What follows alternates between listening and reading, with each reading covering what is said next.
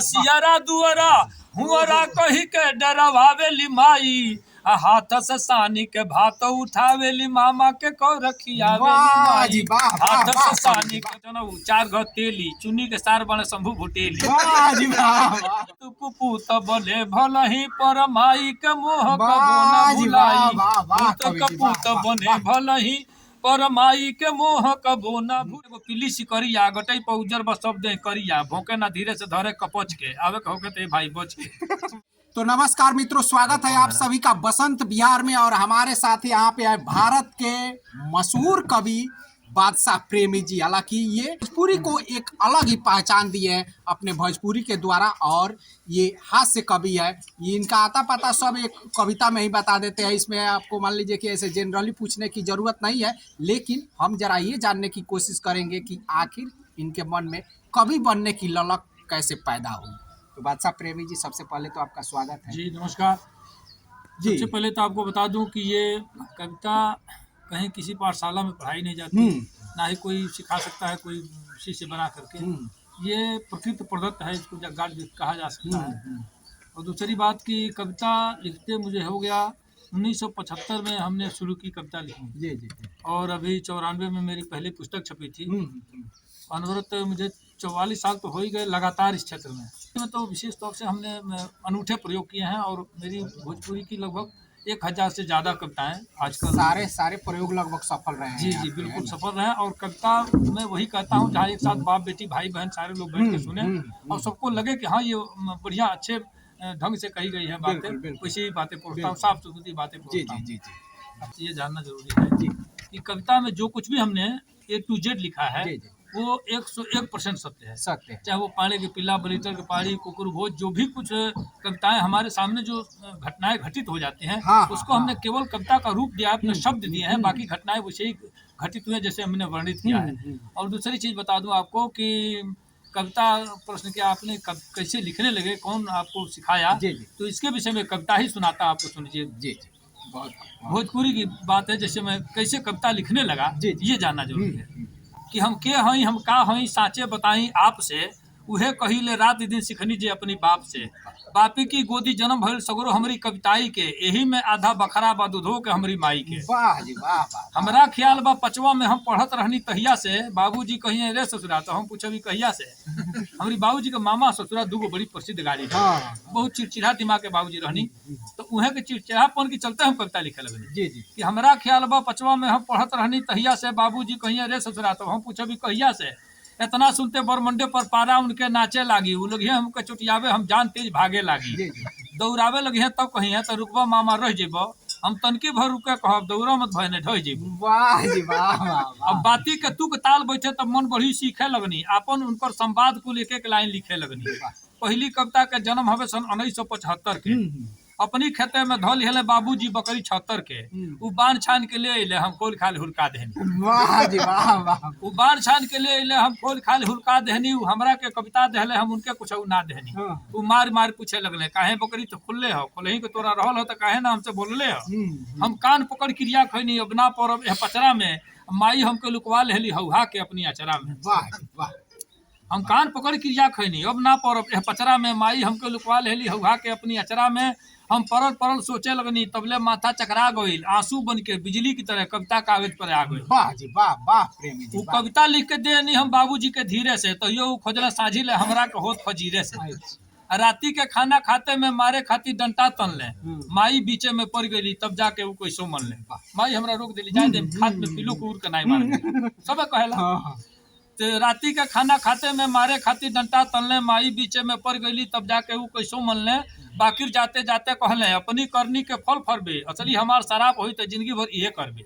वाह जी वाह। तो जब बाबूजी सरगे गइले तब से ही सहज ज्ञान भइल, उन्हीं के दिहल शराब आज हमरा खातिर वरदान। वाह वाह जी वाह। हम प्रेमी उनकी चरणन में अब श्रद्धा सुमन चढ़ाई ले, आ कविता कहले से पहले हम बाबूजी के गोहराई। वाह जी वाह वाह। ये मेरी सच्चाई है, ये मेरी सच्चाई। हमने किया कहल जाला कि अगर माई बाप कुछ उल्टा सीधा भी कहता तो बुझली के रउआ खातिर आशीर्वाद। बिल्कुल बिल्कुल उहे रउआ पर पड़ल बा। जी बिल्कुल। चली तिवारी जी, रउआ तो असली नाम कुछ चली रउआ असली नाम? देखिए हमार असली नाम है विष्णु दत्त तिवारी। जी। ब्रह्मा विष्णु दो भाई उनके भाणीजा। जी। भैया हमसे जेठ हमारे ब्रह्मा त्रिपाठी, हम विष्णुदत्त त्रिपाठी। जी जी लेकिन बादशाह प्रेमी के बचपन से हमारे स्वभाव देख के लोग बादशाह लगल कहे। जी जी कविता के क्षेत्र में तो से प्रेमी लोग प्रेमी बना दिया, नाम तो रख बादशाह प्रेमी बन के रह गए नहीं सब तिवारी तिवारी एगो। जी जी जी चली चली तिवारी जी बुला गनी, लेकिन हमरा मुंह से तिवारी जी निकलता रौर एगो कुकुर भोज बा जी जौन कि हमरा बुझाता कि उ विश्व विख्यात कविता बन जी चुकल जी बा। बिल्कुल ठीक नु बिल्कुल। कि एकर सृजन रहुआ के गनी से कोई।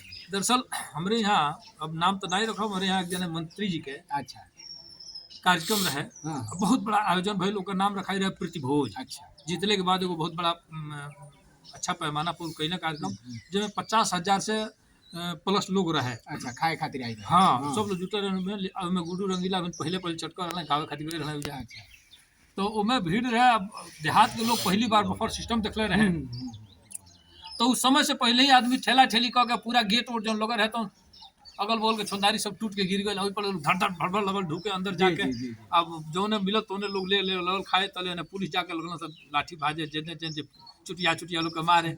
इस समय से पहले ही लोग जाके लूट लिहल। हाँ हाँ तब पिटाई पर पुलिस के गिरल जौन जा, वही के ऊपर एक पूरा हम सारा चित्रण घूम घूम के जौन तर देखल नहीं, बस एक कविता के लिख देनी। तनी दर्शक लोग के खातिर उ पेश करी कविता राउत त एकदम विश्व विख्यात उ कविता ह। वहीं जानी त हमरा नइका बुझात कि उ कविता राउत पीछा छोड़त जी होई। जी जी जी। काहे से कि दर्शक के अधिकांश डिमांड ये सुनी, होत होई। आजो समय अभाव बा, हमारा आधा दिमाग दौड़त है, वो फिर जी जी जी जी सुनी जल्दी जल्दी में सुना देनी कि एगो प्रीति भोज में भाई गईनी का सबसे बतलाई, वहाँ जाके हमरा कौन कौन दुख झेले के पड़ल रहे। मंत्री जी के खर्च कहीं घूम घूम रिसर्च, खाली खैले खातिर कितना पापड़ बेले के पड़ल। वाह जी वाह वाह जुटल कई हजारों लोग, हमरा देखते भई रोग, सचहु भीड़ देख के डरे, कहनी भाग चले के घरे। वाह भैया कहले वही रुक, फारा गोल या भीतर ढुक, कहनी बाड़ा तुहू देवता, लो हमरो लिखवा दे न्योता।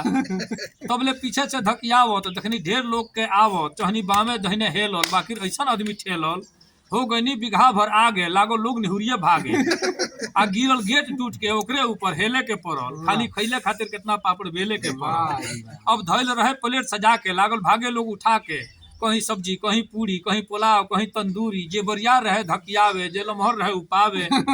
आइल पुलिस तले 50 आ लागल लोग करे शीर्षासन, जौन हमनी के बांस गाड़ल कहते जी जी जी आइल पुलिस तले 50 लागल लोग करे शीर्षासन। जे मुड़ी पर डंटा पावे उ लागे गटई सुटकावे, जेकरी कान्हे ऊपर छुआ जा उ लो भाग के कगरिया जा। जी जे गोड़े पीठी पर खाई लोग करे हरदी भांग छपाई, केहू खून चुआवत आवे, केहू टूटत दांत देखावे, केहू अकड़े लागल, पुलिस का ढकेले के पड़ल, खाली खैले खातिर कितना पापड़ बेले के पड़ल। अब तर टूटे लगल प्लेट, ना भइल भोजन से भेंट, आ जे रहे ढेर भुखाई लसरी उहे लोग पिठाई। वाह जी वाह वाह। हम तंदूरी पौनी एक के, चूल्हा में के तंदूरी रोटी, हम तंदूरी पौनी एक के, भगनी इज्जत बढ़ाई लेके। अब भैया लो लगौले आगे, देखते पुलिस लगले भागे, कहनी चलो कचौड़ी मांगो, कहले 2 माह पहले भागो।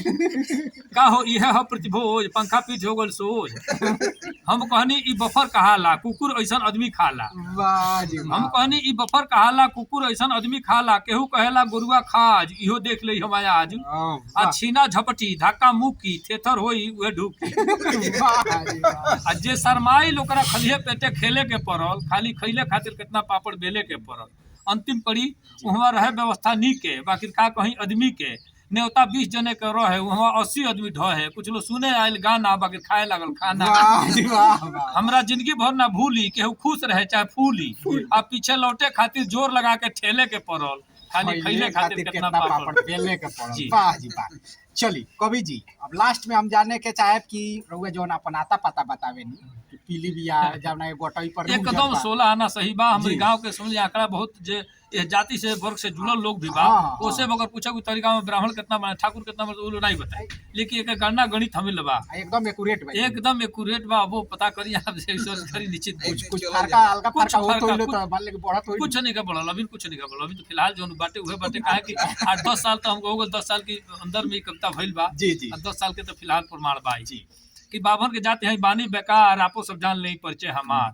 गांव हो सकतवा सकतुई डाखाना, जिला देवरिया तरकुलवा थाना, नाम बादशाह, बंसवारी में घर बा, जागिल रात भर चोरन के डर बा। वाह जी वाह। बाटे 15 घर चनऊ, 4 घर तेली, चुन्नी के सार बने शंभू भुटेली। वाह जी वाह वाह। आ तीर पिछुआरे एगो पिल्ली सिकरिया, गटई पर उजर बस सब दे करिया, भौंके ना धीरे से धरे कपच के, आवे के होके ते भाई बच के।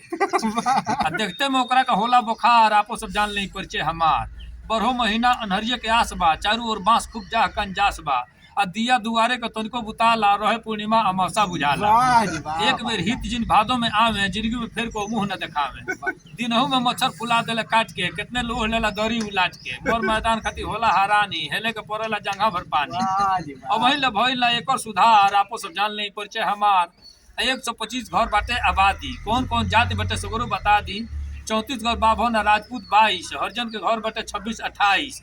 घर बढ़ई या कम करके 3 ही, 12 गो घर को हरौटी के गिनी, 4 घर गुण बने चाहे कहाँ, आपको सब जान ले। वाह जी वाह वाह वाह। तिवारी जी, हम चाहे कि राउर कविता में से जौन कविता रउआ दिल के करीब हो, यानी मान लीजिए हर एक कविता में से हर एक कविता तो राउर प्यारा बाटे, लेकिन वो कविता में से जौन राउर दिल के करीब होके चाहे कि हम तनी रउआ दर्शक सच्चाई कहीं तो दिल के करीब तो असली हमारे में से एको कविता नहीं जौन मंचे पर पड़ी। जी दिल के करीब वो कविता बा जौने खातिर हम रात रात भर रो रो के लिखले बा। जी जी जिसमें हम बताई आपके जानकारी खातिर कि माई नामक जो खंडकाव्य हम लिखली। जी हम 9-10 साल के 11 साल की उम्र में माई से शादी जी उसके बाद से समझे कि मातृपक्ष को बहुत बड़ा कीमत होला आदमी के जीवन में।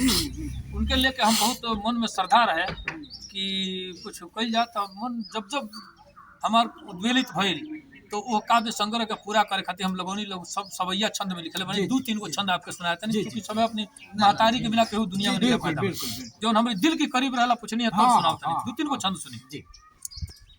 कि बाप बने बैरी के तनो भल ही बनी है सब भाई कसाई, हित रहे विपरीत भले मन मीत बने मन के दुखदाई, जो बहिना कहीं ना पूछे है कब ना आई है पहुना पहुनाई, अपूत कुपूत बले भल ही पर माई के मोह कबो न भुलाई, पूत कपूत बने भल ही पर माई के मोह कबो न भुलाई। एक छंद और सुनी।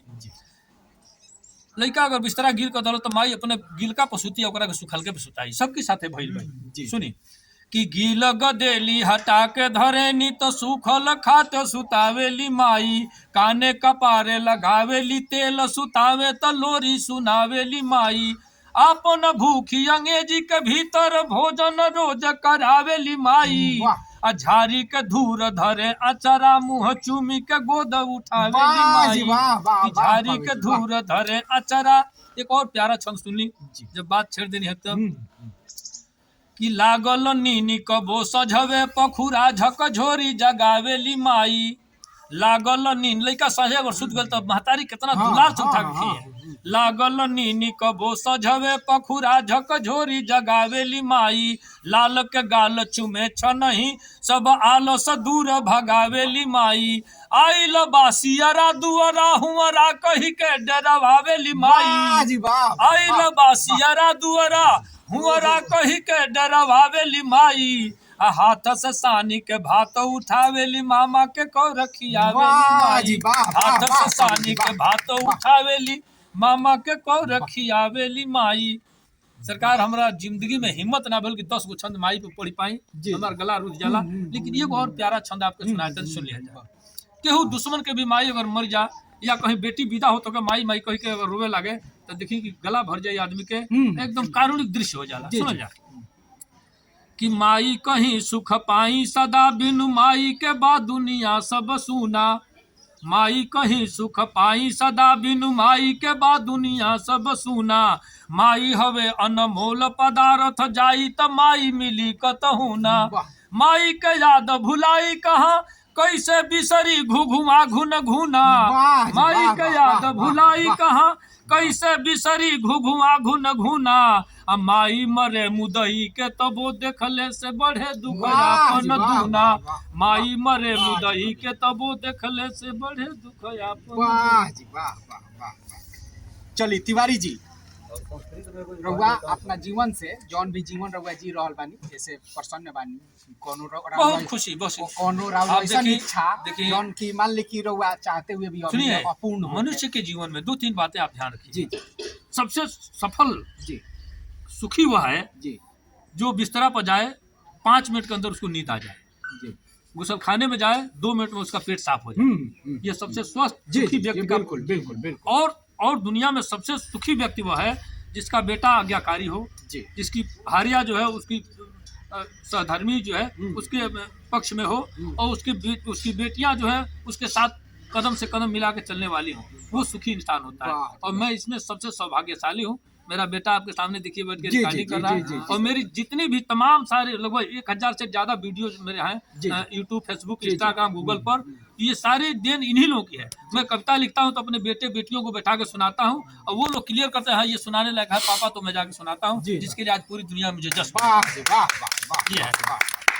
चलिए तिवारी जी, हमारी शुभकामनाएं जो है वो आपके साथ है। मैं भगवान से प्रार्थना करूंगा कि आप इसी तरह से दिन दूना और रात चौगुना अपने पथ पे प्रगति करते रहें। बहुत धन्यवाद। तो चलिए मित्रों, इसी के साथ हम इस साक्षात्कार को यहीं पे समाप्त करते हैं। यह साक्षात्कार आप सभी को कैसा लगा हमें कमेंट बॉक्स में कमेंट कर जरूर बताइएगा। हम फिर मिलते हैं अगले वीडियो में अगले टॉपिक के साथ। तब तक के लिए नमस्कार।